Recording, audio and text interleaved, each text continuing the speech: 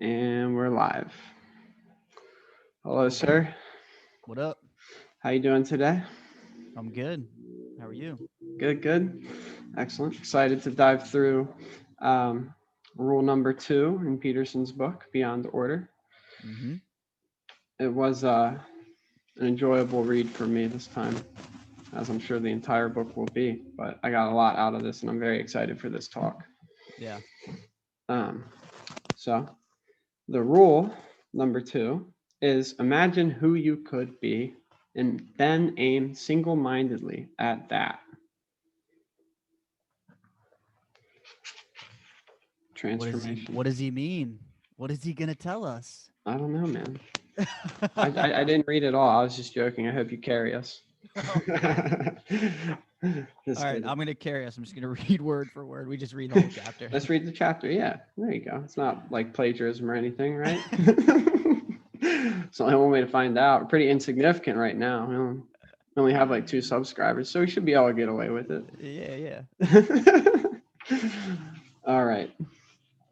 Um, so the first part, diving in, is the subtitle of the first section is who you are and who you could be. And um, like you, well, It you was a mentioned it. question, Tom. It was a question. Who Yeah, are you I don't know. and who could you be? I might know. Do you know? Well, We're gonna we're find very out. complex creatures, that's for sure. Oh So, yeah. so we, as he seems to begin with, or starting off with foundational, or the foundation of this chapter is uh, kind of based in or nested in an evolutionary uh, perspective of our massive span of development over an inconceivable amount of time. And basically, the fundamental uh, narratives and uh, lessons that have been embodied in action first and passed down by our ancestors to, uh, you know, figure out what we are and then where we're going. And the idea is hopefully someplace better than where we are now. Mm-hmm. Can I read something on Yes, that note? please, please, Okay. please. Because yeah, I highlighted so I could read more this time. I'm excited. I have a bunch too. All right, and just kind of again building off of what you were just talking about, Peterson says, you are not only something that is, you are something that is becoming, and the potential extent of that becoming also transcends your understanding. Everyone has the sense, I believe, that there is more to them than they have yet allowed to be realized. That potential is often obscured by poor health, misfortune, and the general tragedies and mishaps of life, but it can also be hidden by an unwillingness to take full advantage of the opportunities that life offers, abetted by regrettable errors of all sorts, including failures of discipline, faith, imagination, and commitment. And yeah, I just love it because I think it's those two elements of what you could be, but also why you are not is kind of implied there. Mm-hmm. And talking about the very real things that we experience in life. He talks about poor health and tragedies, but also kind of, I feel like a theme of all of our conversations is just our natural resistance to grow and to tap into that potential, right? Mm-hmm. Um, so again, I just think that kind of points to some of these ideas of answering that question: Who are you, and who could you be? So I just love the way he starts it off because I feel like from the get go, you're just instantly inspired by those words, and it makes aware just how life kind of works and how we respond to life's events. Exactly. It's a beautiful quote you got there. Um, but yeah, and uh, couple things in that quote. Um, One idea was, you know, that there's an necessity of taking action forthrightly and identifying somewhere else you want to be. Maybe to start off, it's some kind of illness or ailment. And like you said, you have to identify behaviors that have produced that are in your control and what you've been doing. And it's not exactly, it's a daunting task, because you're forced to confront the part of you that is insufficient and responsible for the creation of various sufferings or whatever the illness or issue that you're dealing with, because there's a high chance that you're partaking in that creation, or at least partaking in it by not doing anything about it too. Right. By not taking action and freezing, so to speak, in the face of that is just as bad as consciously taking action to propagate the suffering of yourself or even others. And with that comes the idea of an investigation. And here's a little quote that I have from him right here. And it's, I'll read it. It's a short one. Humans, by contrast, can and continually do seek out and encounter what is new, investigate and adapt to it, and make it a part of themselves. We can as well translate something that we already know at one level of representation into knowledge at another level. So the idea is, in this chapter, there's a emphasis or a perspective of phenomenology, just the study of our experience and how we're experiencing the world, and the perceptions that we have that arise to it. And what that quote to me is signifying is that, well, we are acting on knowledge that we have. However, if we're getting negative results, then we need to update that knowledge or almost let it die off. And so that we can replace it with something that is more accurate and beneficial in how we perceive and then act in the environment and throughout our experience.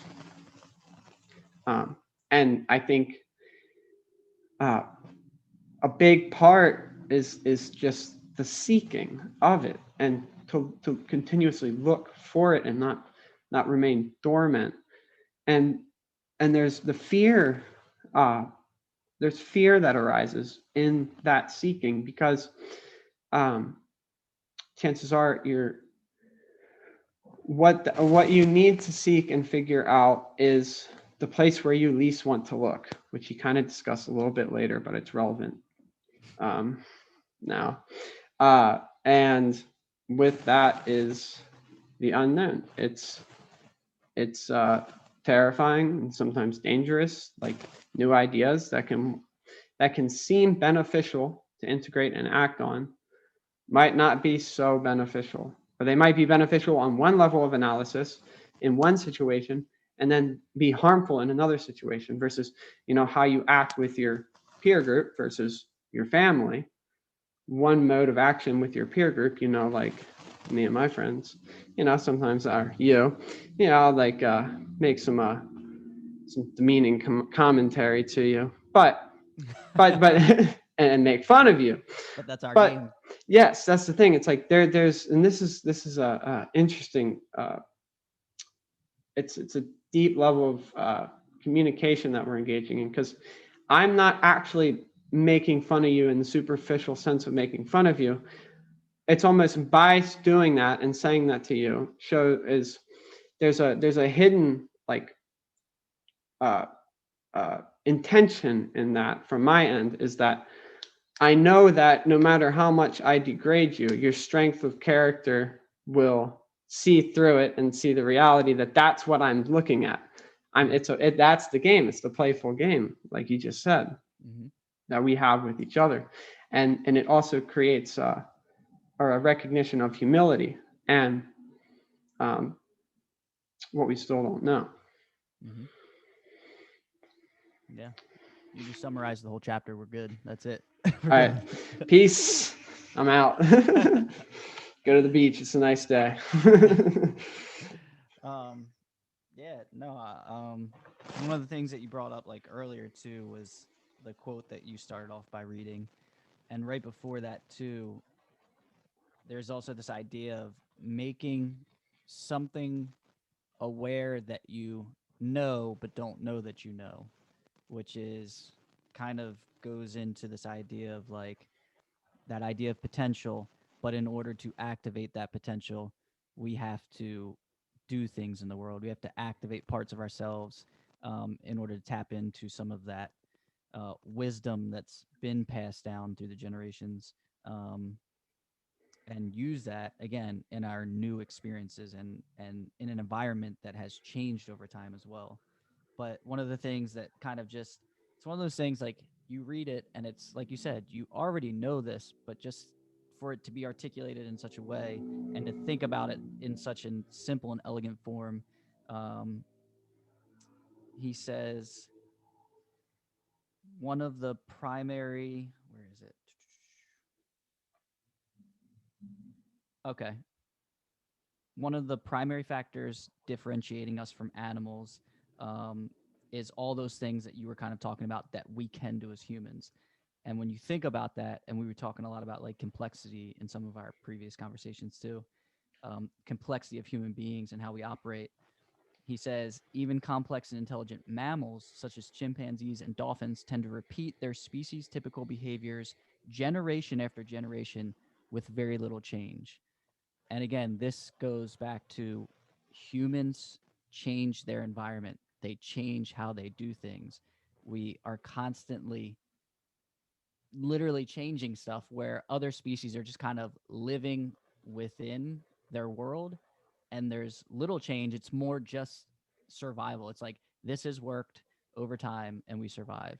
Where we're kind of like creating worlds within worlds and games within games, and it becomes increasingly complex, but that's what humans do.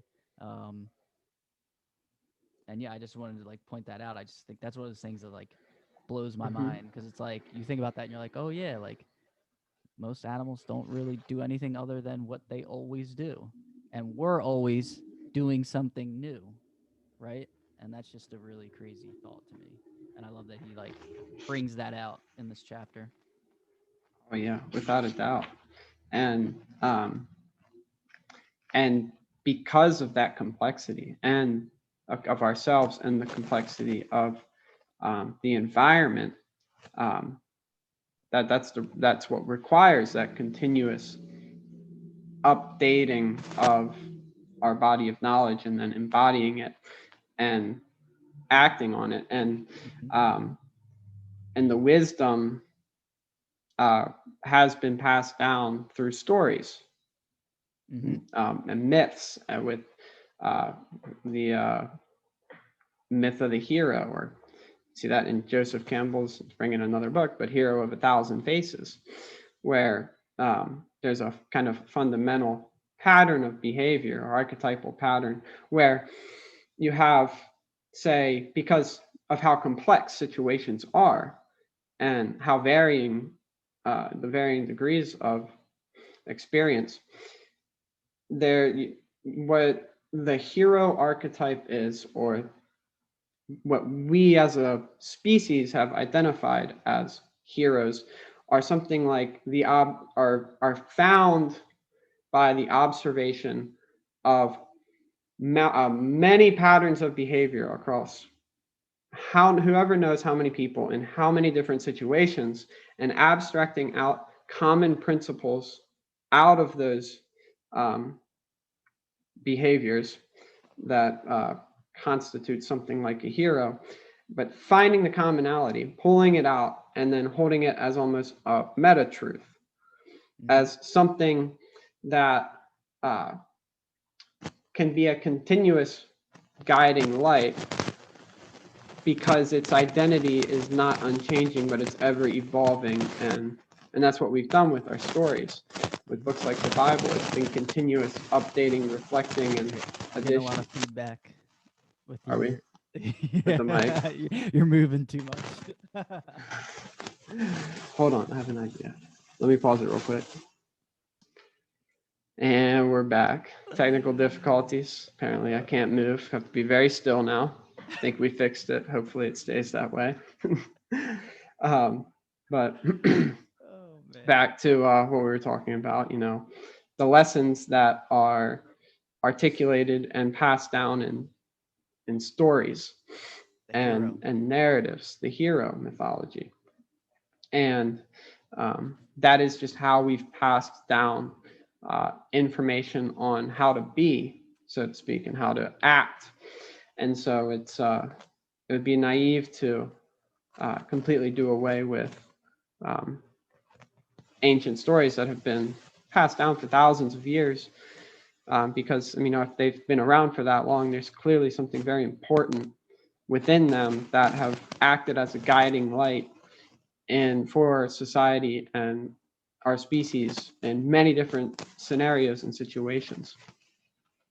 And I think it's our job to continuously rediscover those stories and lessons and update them so that we can continue to move forward in our environment in a beneficent and meaningful way that reduces suffering. Mm-hmm. You're still crackly. Yeah, this is awful.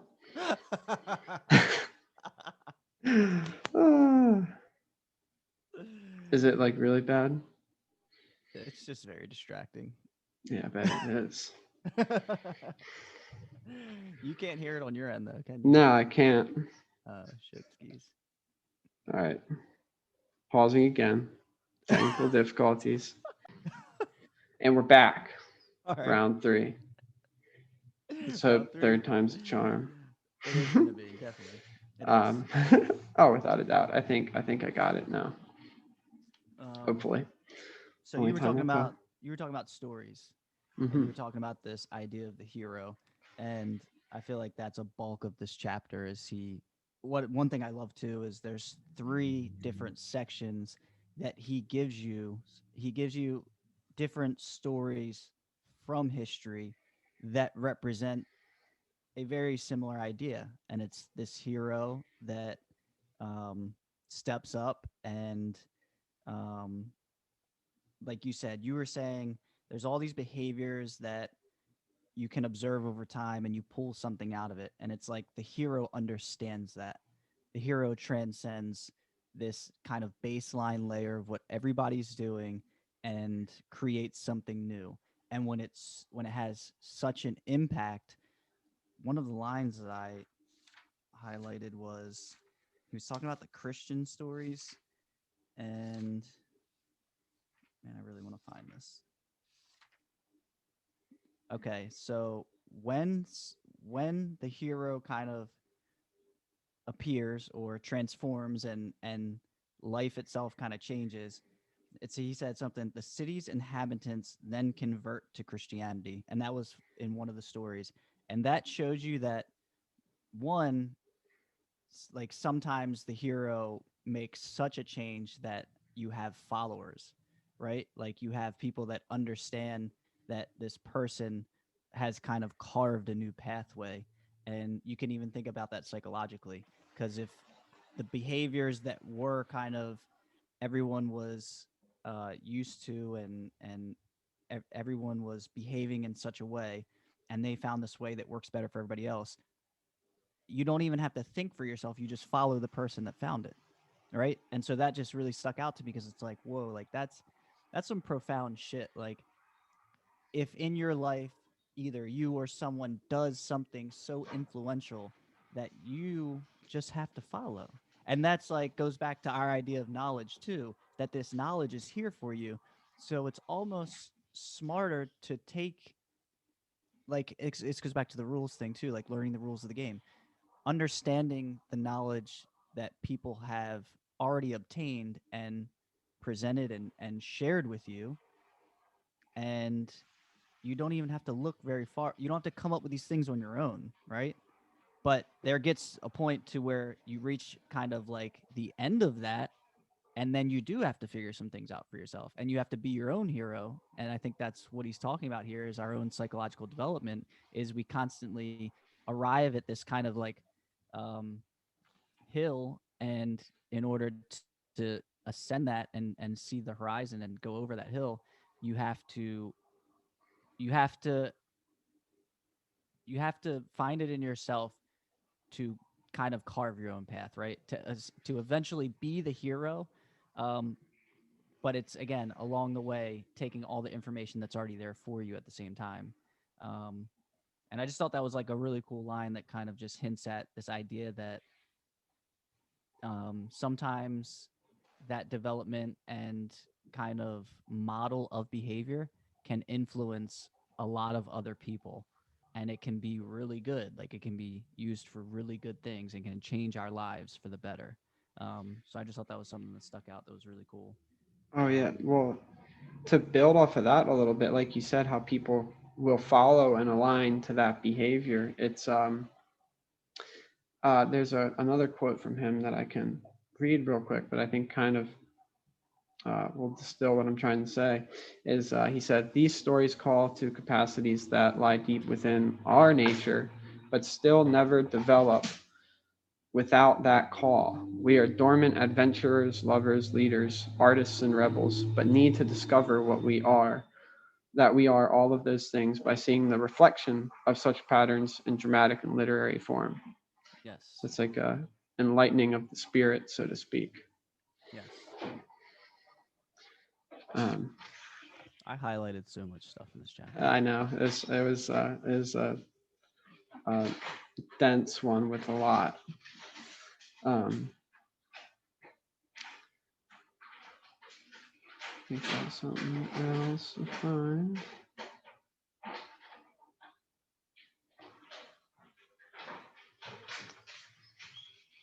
You have a dog over there? Yes, my dad just got down to visit with and he brought my dog Chance, Yellow Lab. So he's very excited to see me. I bet. Oh yeah. Um, well, what I pulled up, I did pull up. I have a picture up of materia prima, or the alchemical symbol of I guess in to understand reality, so to speak, from that perspective. I can share my screen real quick. It's the picture that he has um, in the beginning of the chapter. Mm-hmm.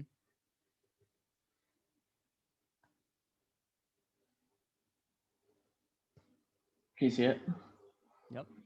Awesome. So this was constructed by an alchemist in a dream while he was dreaming on in uh, of what a person could be and the potential of that, because you have to think about the like life and everything is kind of just a sea of infinite potential. There's so many things going on around us at every given moment that if we didn't have some kind of coordinating system, we would drown in chaos, so to speak. And so the structure, my mouse isn't working, but at the very top, the symbol between the two heads is symbol for what was it? Who was it? It was the god of Mercury? Mercury, right. The who provided the communication or divine message, and but that the idea behind that, from a modern sense, is, when you look at things, specific things uh, attract your attention through curiosity, and that's like the pulling or the calling forth for you to explore what that is. And within that is potential of, and see a potential which can both be good or bad or whatever. And that potential is um, portrayed by the sphere at the bottom of the image with the wings on the side. It's the goal. It's the same as, like he's talked about, J.K. Rowling's Golden Snitch. Yeah. Something of high value that is fleeting and very hard to catch, but within it encapsulates the totality of possibility of experience, and So it's is worth limitless. chasing. Yes, without a doubt. Definitely worth chasing.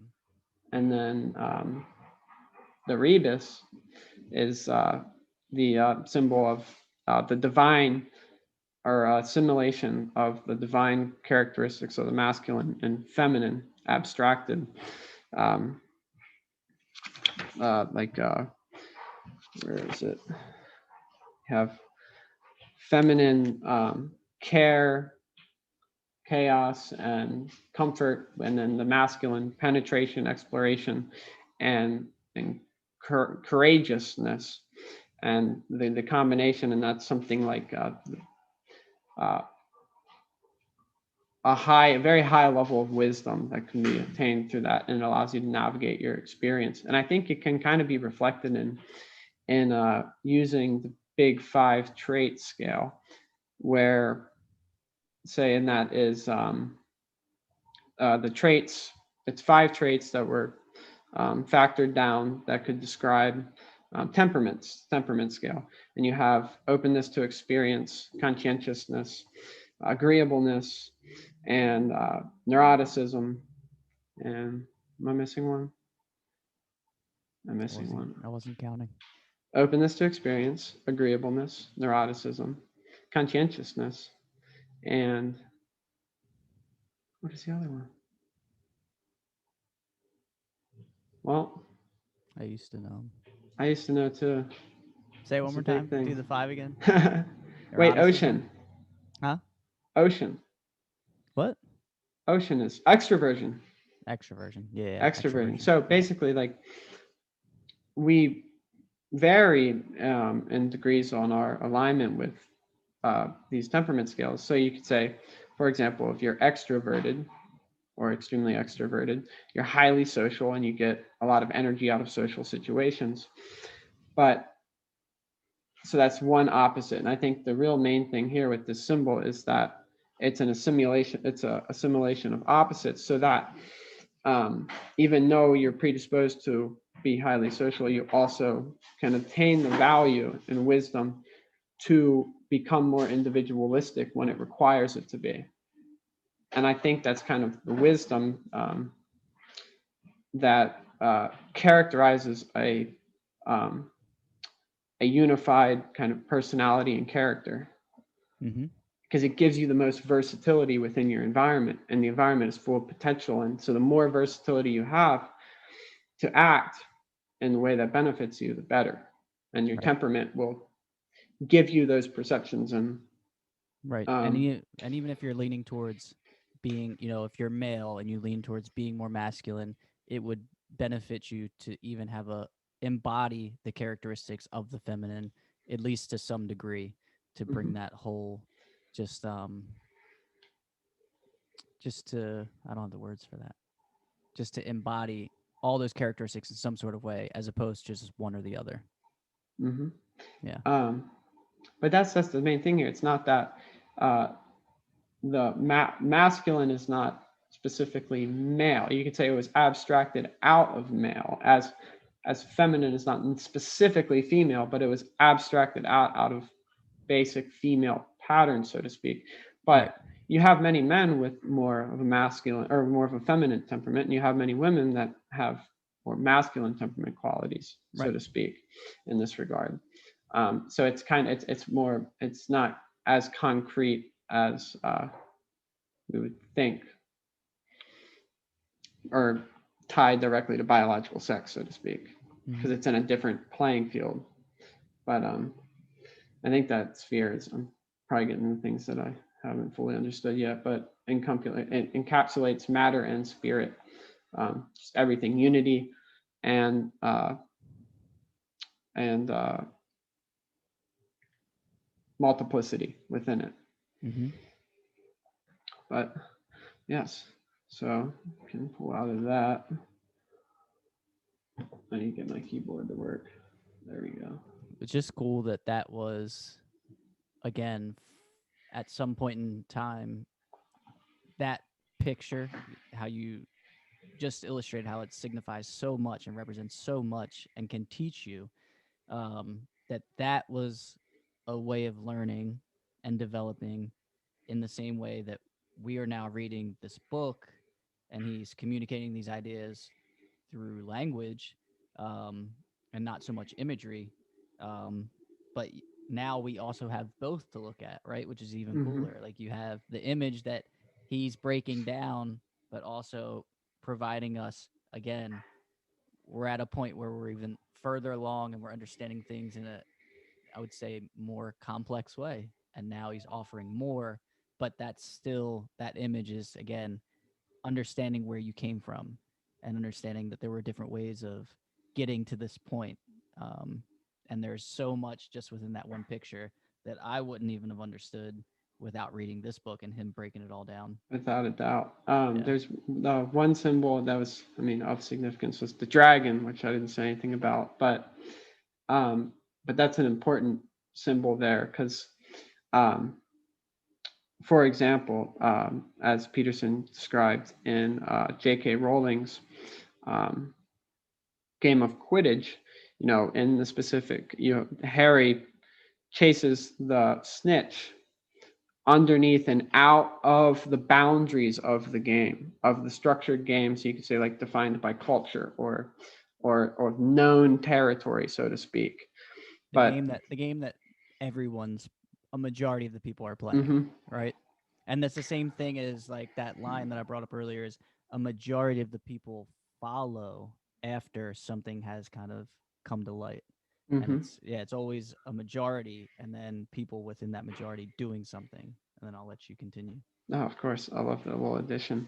But yes, so the snitch is golden, elusive, and however, and it takes to capture that. It represents something a higher value that extends beyond the parameters of the game that was created. It is what is necessary um, to know when to break the rules, so to speak, to update the structure in a better way. However, with that, there's dangers that you could destabilize the foundation of the game itself and produce more problems. So it requires, um, as Peterson's talked about, an a deep understanding of how the game is played already, and humility in the importance of it too. That you're not disregarding society. I mean, in a broader sense or a pragmatic sense, societal structures.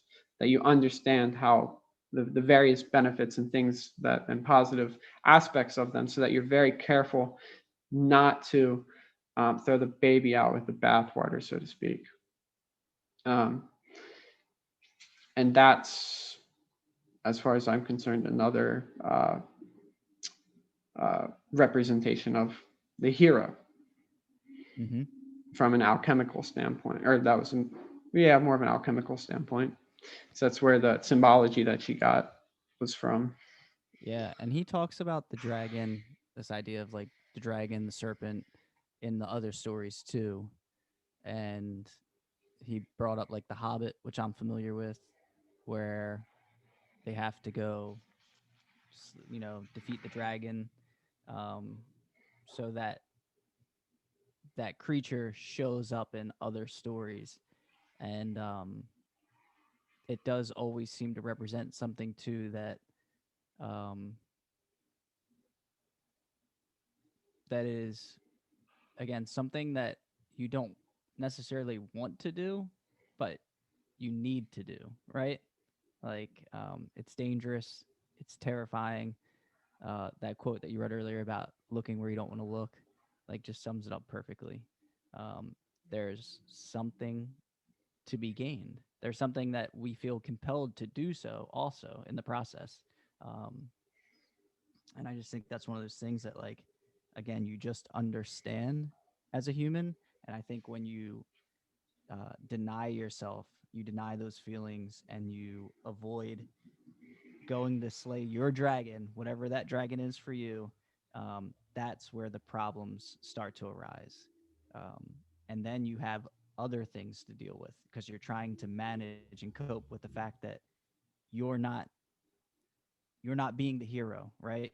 You're not going on the adventure that you should be going on. Um, and yeah, yeah, I don't know. And He always just puts it so nicely. I love it. without a doubt. Well, there's another like little thing that I thought about that. So like, for example, if the difference between, taking that step, experiencing pain from it, which is extremely likely, Hmm. versus not taking it and sitting in your comfort, uh, the uh, the latter of staying within your comfort is far worse than um, exploring and or courageously seeking out whatever it is. Maybe it's in relationships where you want to commit, and with that commitment defines parameters that it could not work out, which would create a Hmm. lot of pain as well. Now, at the same time, you're going to grow from it.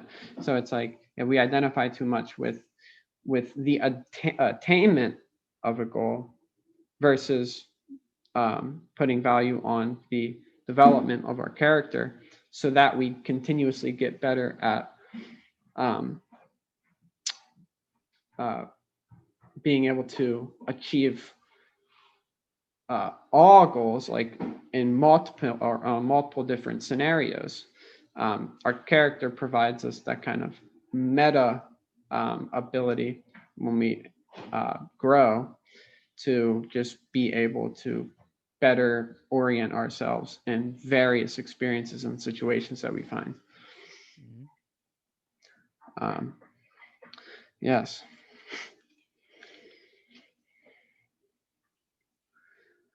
Thinking, what else we got here? There's so much I, underlining. I do want to say something because I feel like Mhm.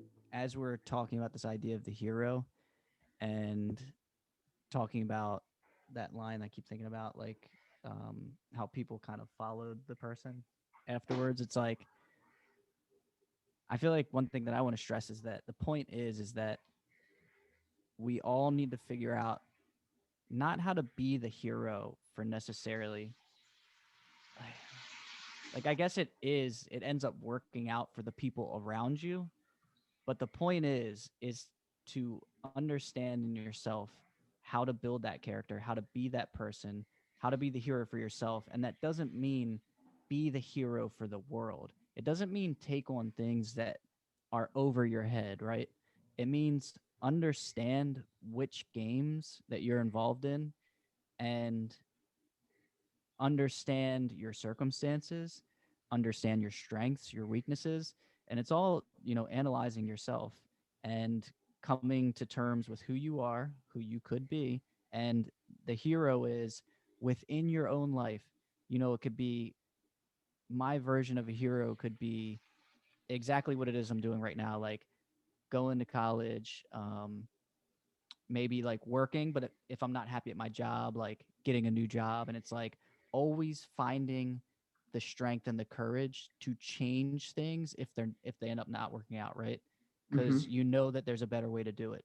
And so in the process of bettering yourself, you do end up bettering the people around you because you embody all those qualities and characteristics of the hero.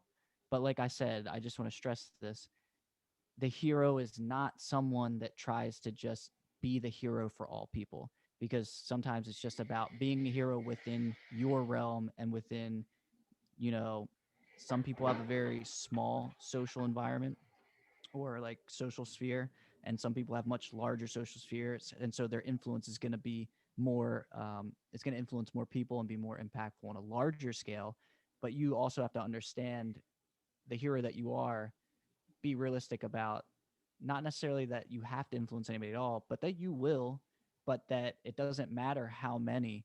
it's because everyone's hero story is different in that way, if that makes sense. And I just want to Hmm. clarify that, because I think when you read something like this, one of my mind constantly goes to like, oh man, the hero, like, and we read a book like Harry Potter, it's like, well, so we all need to be Harry Potter. It's like, no, there's only one Harry Potter, in the same way that there's only one Hermione Granger, right? Like, and Hmm. Hermione's idea of being a hero is doing exactly what she did and finding out how to develop and benefit the people around her in the way that she can, and understanding that, you know what I mean? And understanding that your hero is not Harry Potter. You're not the same person, right? So those are two different heroes in the same hero story. Hmm. So, and that's not something I just want to emphasize, because I think about that so much when you read this. I think it's easier to just latch on to the idea that we have to be something for everyone. You know, we have to be the hero. We have to be, and I know this might sound crazy, but it's like we have to be something along the lines of like God. We have to be that hero that's up there, that's the the model for everyone. It's like that's what we strive to be, but we also have to be realistic about the hero within our own lives. Exactly.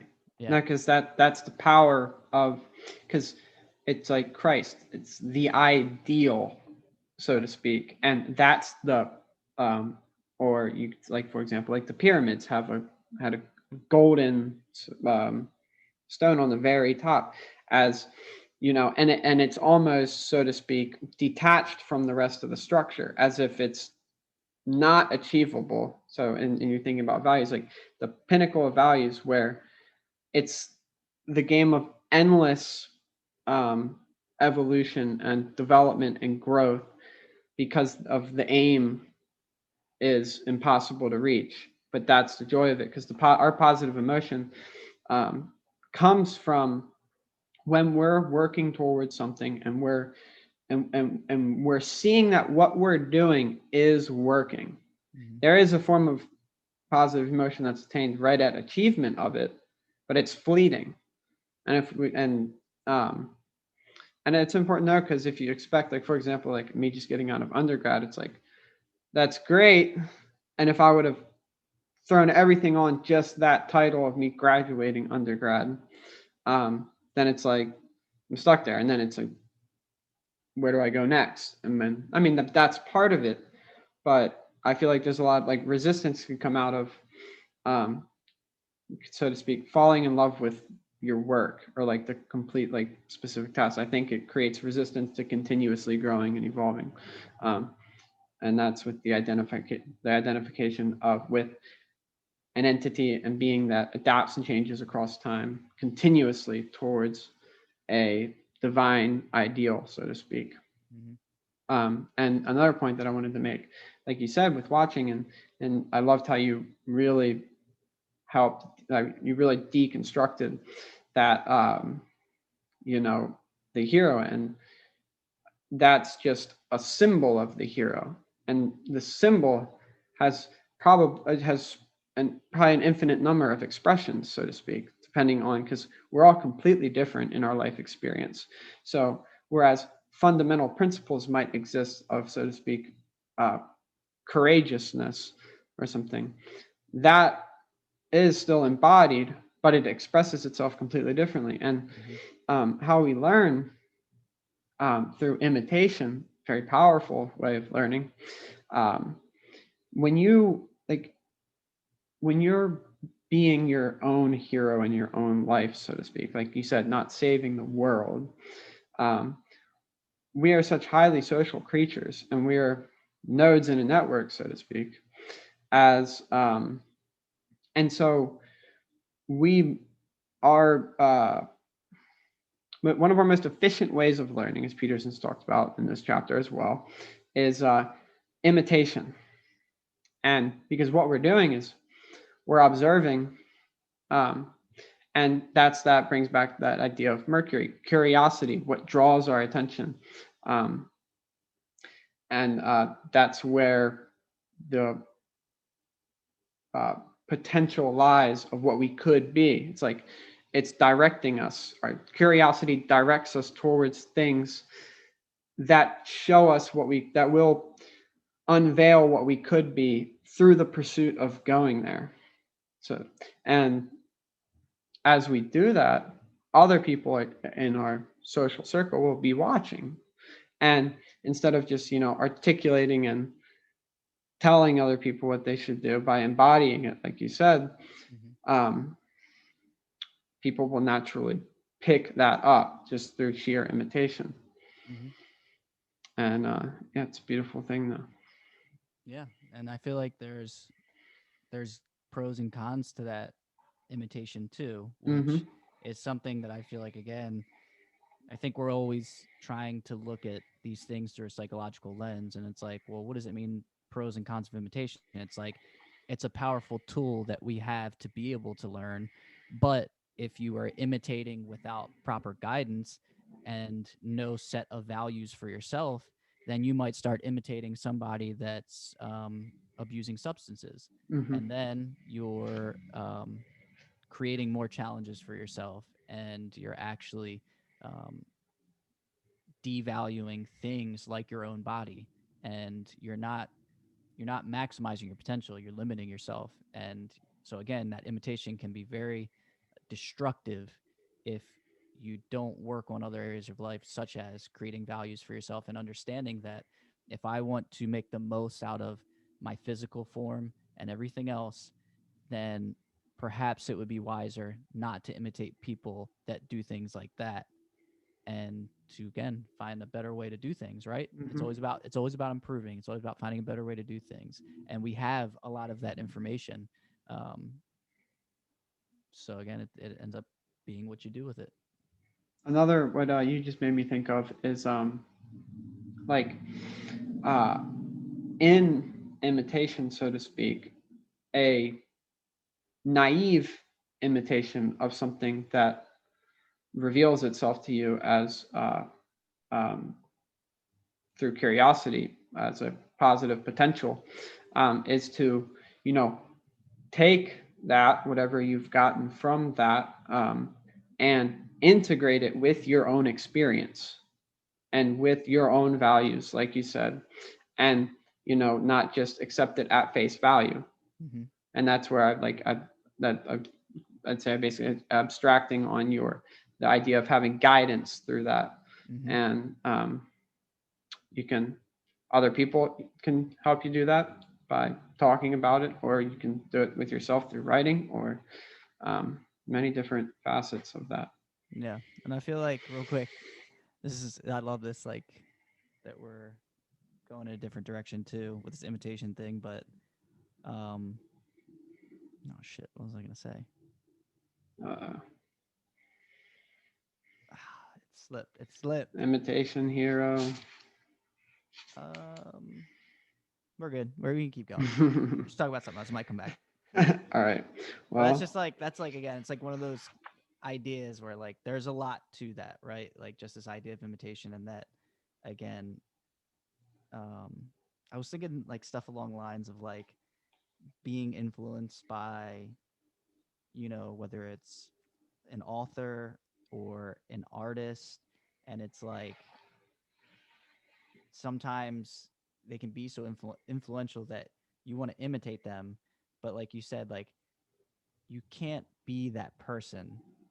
So, like you said, I love how you said, like, deciding which parts of that person and what it is that is worthy of imitation and works for you, and then again combining that with all the other aspects and dimensions of your own self, and creating something that's more of like that wholeness that represents you as your own hero, and a piece of that obviously came from some other thing in the world, and that we can imitate. That imitation is a form of learning, is just a very cool concept, and can be very valuable, but like I said, also destructive.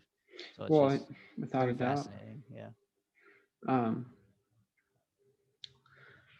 Trying to think, I for a also think lot of in it. like therapy, that can be like just a really good strategy for like modeling behavior, right? Because a lot of times people come looking, seeking help and seeking healing, and it's like you can offer that to them, and again, they're still going to have, like, they're going to imitate certain things, but they're still going to have to figure out how that works for them within their world, right? Hmm. Um so yeah, just really cool. No, I love it. I love how you brought therapy into it, because it's a powerful, powerful thing, Mm-hmm. and to make note of. Um, I feel like for like we've probably already said, but there's a large part of towards the end of this chapter where it is where he just stresses by informing us of many different stories and Mm-hmm. um, of similar um, or arc of hero patterns, so to speak. And I think there's great value in having many different stories, because you can, like you said, where one story might not capture you as much based on your experience and where you are, another story might be able, but it really does. Um, the amount of there are I'm losing my words right now. You really see these abstract principles that come out that you can embody, and it's not it's like it's like character specifically, and it's not, it doesn't have to do with like, I think you can embody the character of the hero while not living out that same, like trying to do the same things, but so to speak. Right. There's like principles and things that you can generalize from the Mm-hmm. stories. Um, ooh, I think a good one, uh, the symbology of the phoenix, death and rebirth. If you're That's interested in one that I diving in, really wanted to talk about. yeah, Just I have the end of that section highlighted too. that's yeah, it's a good one. Um, I'll let you talk about the Phoenix because I was just going to talk about death and rebirth. all right. So, well, if you're familiar with Harry Potter at all, when he travels down into the Chamber of Secrets to defeat the serpent or the basilisk and save his friend, Jenny, he receives help from the Phoenix when it seems like he's about to, die in that pursuit, because not all heroes do make it back. And the Phoenix delivers, and it's Dumbledore's um, Phoenix, where that you implies this the idea of guidance from um, ancient wisdom, so to speak, the wisdom of our species that's been passed down. So you see the utilization in that journey. It's not like you're going in blind, and it shows the importance of that guiding factor by giving you the tools, but at the same time giving you the tools to take on the unknown, such as the basilisk. But at the same time, you still need to use your own creative insight in that situation to overcome it. And so he gets the sword and ends up killing the basilisk while the phoenix helps him attack. And then, but the basilisk impales him with his tooth, and he's going to die. And the phoenix has tears that hold healing capacities. So the tears of the phoenix heal him, and there's that idea of death and rebirth that's in Harry Potter. But the phoenix itself is a creature that, when it dies, it bursts into flames and then is reborn again from the ashes. And to segue into what I'm sure you're about to go all out in, um, is a metaphor for, can be a metaphor for psychological death and rebirth. Mm-hmm. And I'll let you carry us on from there, sir. Harry can't die. It's only book 2. They didn't know that one book two was the only book, that one, only second book. He can't die. There's no way. Yeah, so this idea of death and rebirth is something that I've considered for a few years now. I feel like it almost goes hand in hand with the philosophical ideas of Rene Descartes when he talks about deconstructing himself and um, doubting everything that he knows, and like um, almost like breaking off pieces of yourself, or putting parts of yourself to rest that don't serve any functions, right? And I think that's something that we all struggle with, because we become very accustomed to a certain order, so to speak, if you're thinking about the whole thing in general, but just being comfortable within our routine patterns of behavior. But um, when they don't serve any function anymore, and then we experience things like frustration or anxiety or depression, and we're unwilling to put those parts of ourselves to rest that don't serve any functions and don't help us develop, like that's kind of what this is alluding to.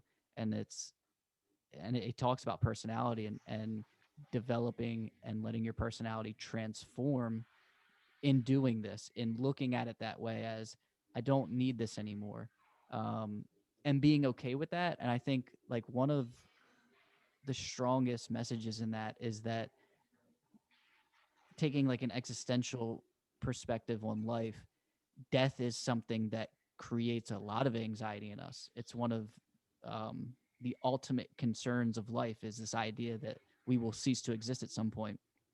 And I feel like if we can, in our um, psychology and in our development of personality, use that concept to let parts of ourselves die along the way, then we also become more comfortable with this idea of death and less afraid of it.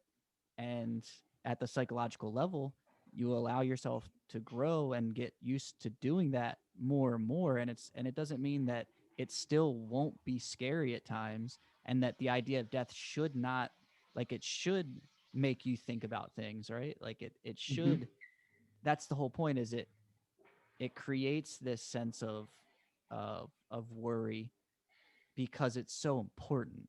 Um, and then one thing I want to talk about too, this idea of like death and rebirth.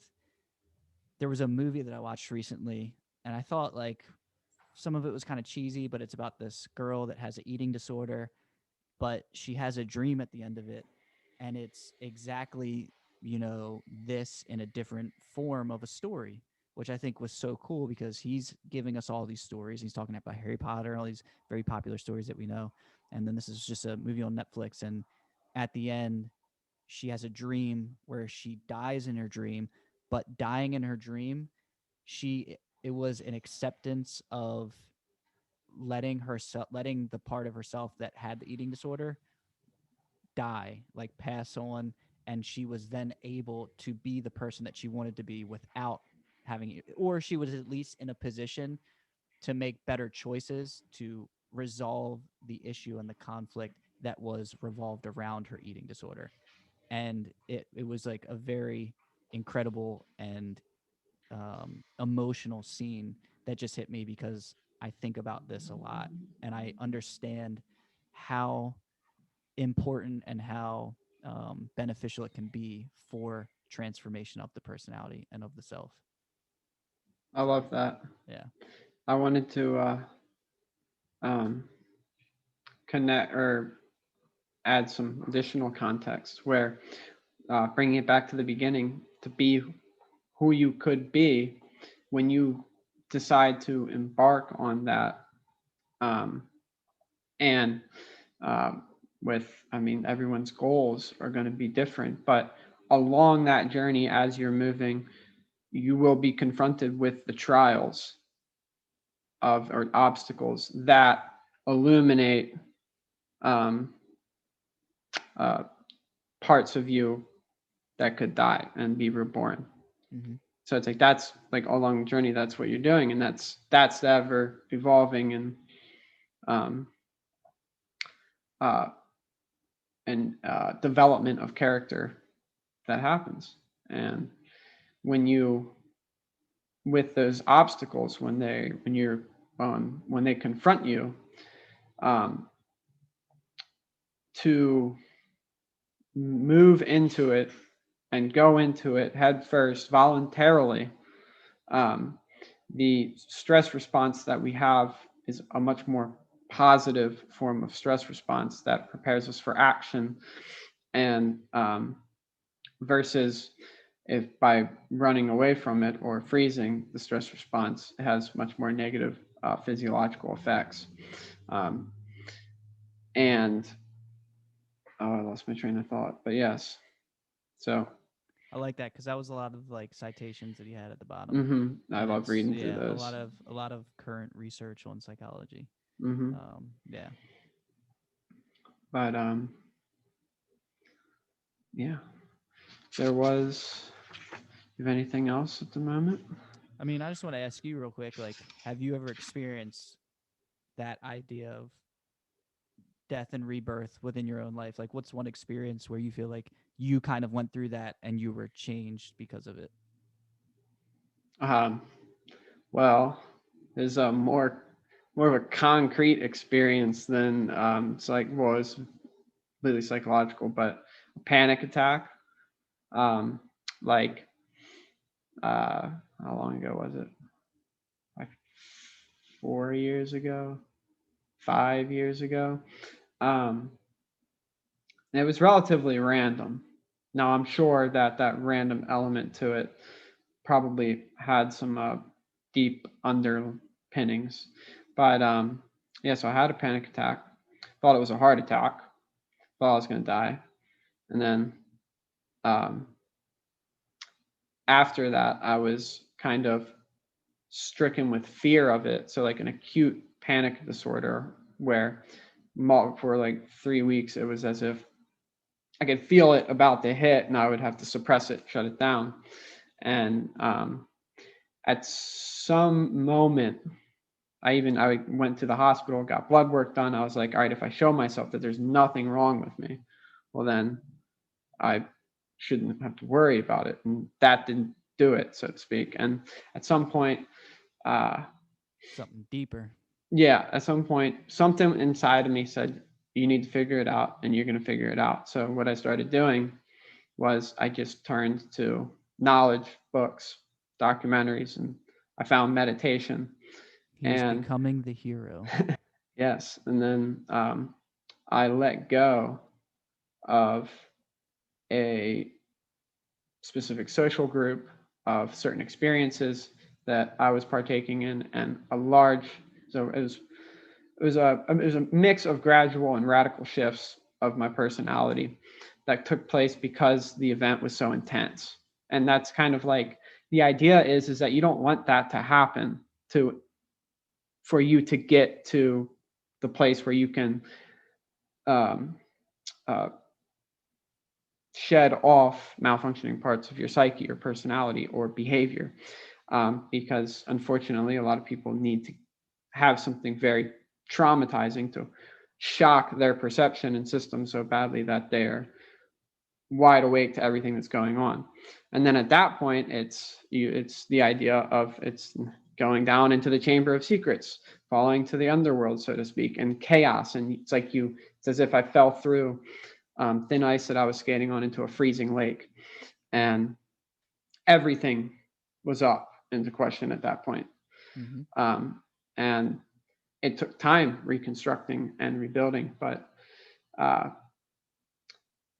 if you and the things that'll do that, that'll create traumas like that, are what they are when they crop their head up in your life, whether it's something small like taxes or applying to schools or studying for an exam or whatever. These things, when you put them off and don't voluntarily move into it, to transform that chaotic element into order in your life, it builds, so to speak. And Peterson's talked about, and he didn't really talk about it in this book from what I remember, but in one of his lectures, he talks about it. The idea is, maybe when the problem confronts itself to you initially, to take it down and solve it, because it's going to get bigger. And so it's like if you go out and try and slay the dragon right when you think about it, you might catch it when it's just a little baby, and you can still attain the information from it without necessarily the trauma that can come with taking on a full-blown dragon, which are, maybe like taxes that you haven't paid for years. The longer they wait, the bigger the dragon. Yeah. But I think there's a lot of different analogies that people might be accustomed to, like digging yourself a hole, right? Like, and that hole just getting deeper and deeper, or just carrying around this idea of like this weight that is on you, and it's like you just keep stacking the weight on, and a lot of times it's almost like by going and doing the things that you've been avoiding is essentially the equivalent of just dropping the weight. And people say they feel 10 times better. It's like, man, I feel like a weight has been lifted. And yeah, I think that's, again, that's the goal, right? It's like to feel that, right? So how about you? What was the question? You asked the question, boy. When was a death moment in your and life death you and rebirth. experienced death and rebirth? um Honestly, I've like, this is going to be super cliche, but just my first time taking psychedelics, that was just the most profound moment of my life. And I came home from that experience as a different person. And that was, what's interesting is like that showed me that that type of transformation was even possible, and that it also showed me that I was spending a majority of my time avoiding all those things. Like you said, you had a panic attack. For me, I didn't have a panic attack. I did end up having like smaller panic attacks like recently in the past couple of years, which was kind of interesting. And that was more putting myself back through school and in an environment that like I was further along in my educational level than I've ever been. And I felt very alone. And I also had a lot of doubts. So that's where like the panic attack came in. And that's something that is still something that I'm working through. But the death and birth thing and the psychedelics, that's just something that kind of, not even having a clear understanding of the time of how a psychedelic was going to affect me, after taking it, it forced that it forced that knowledge on me.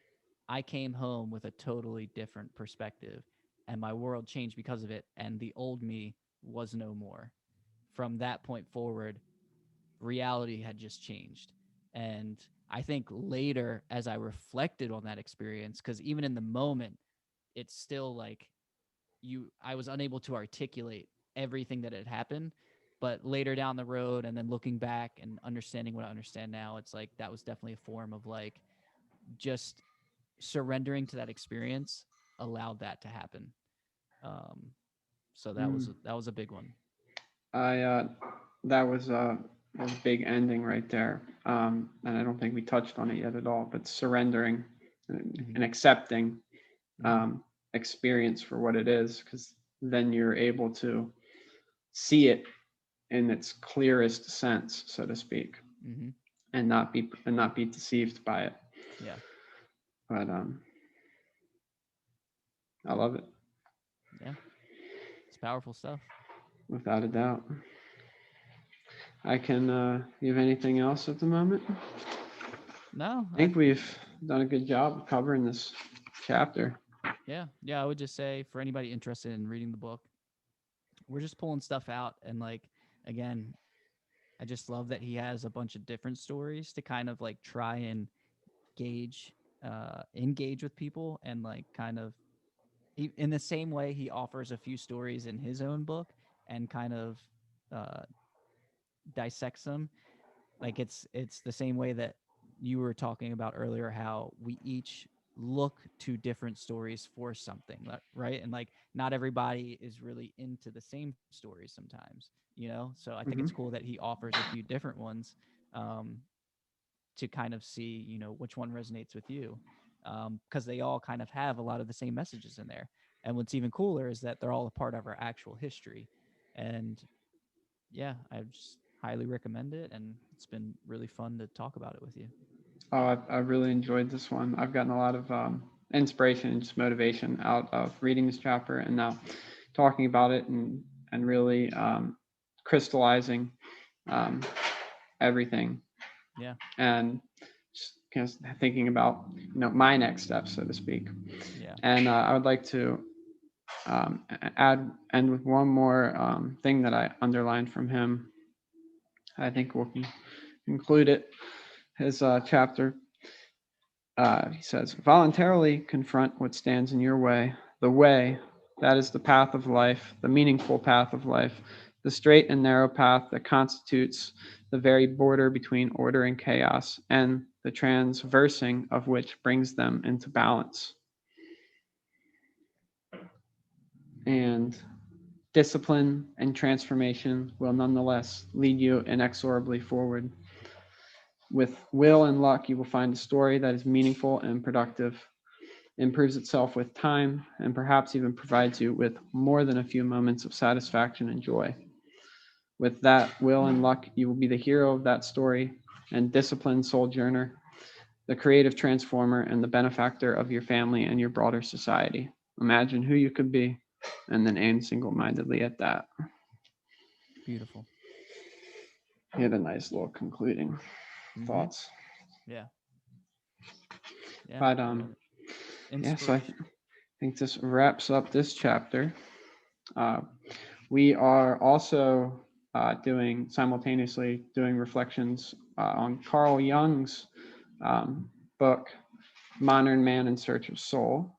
We're doing 2 podcasts a week. So one for Peterson's book and one for Jung's book. And yeah, each week we'll cover a different chapter. So if you're interested, and I'd say if you're interested in Peterson's work, Jung might be a nice complement, so to speak. They are, Peterson has been influenced by Jung significantly. But yeah, so hope you enjoyed this, and please Stay tuned. feel free to comment thoughts, questions, experiences, life transformations, whatever. We love to hear it. Let's hear about Thank you for tuning in. Have a nice day. that.